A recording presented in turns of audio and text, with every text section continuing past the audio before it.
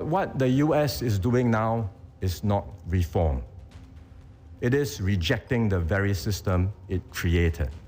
These are not actions one does to a friend. Lawrence Wong is the Prime Minister of Singapore. With these two lines, he sums up what many have been thinking about Donald Trump's tariffs and the bizarre on today, off tomorrow mayhem the world has been forced to deal with, especially nations that saw themselves as allies or friends of the United States. They have soon come to realize that the only thing certain about Trump's tariffs is its uncertainty.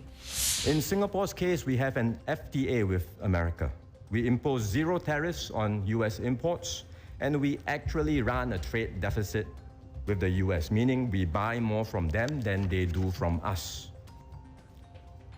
If the tariffs were truly reciprocal, and if they were meant to target only those with trade surpluses, then the tariff for Singapore should be zero.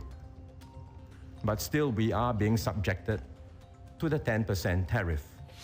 In his speech to the Singapore Parliament, the Prime Minister explained some crucial aspects of trade relations and how they operate, including why a trade deficit doesn't necessarily mean a bad thing.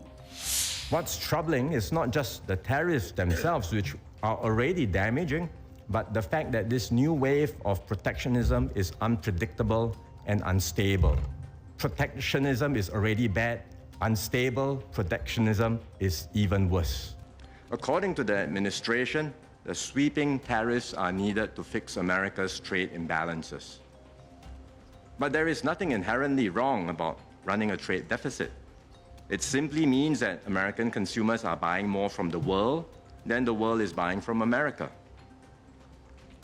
Moreover, the focus has been solely on the goods trade. That only gives a partial picture. In fact, the US runs a surplus with many of its trading partners in services, exporting software services, education, entertainment, financial and business services. But this fact has been completely ignored. Wong also points out why Singapore needs to understand what Trump has set out to do could very well plunge the entire world into chaos. This marks a profound turning point. We are entering a new phase in global affairs, one that is more arbitrary, protectionist, and dangerous.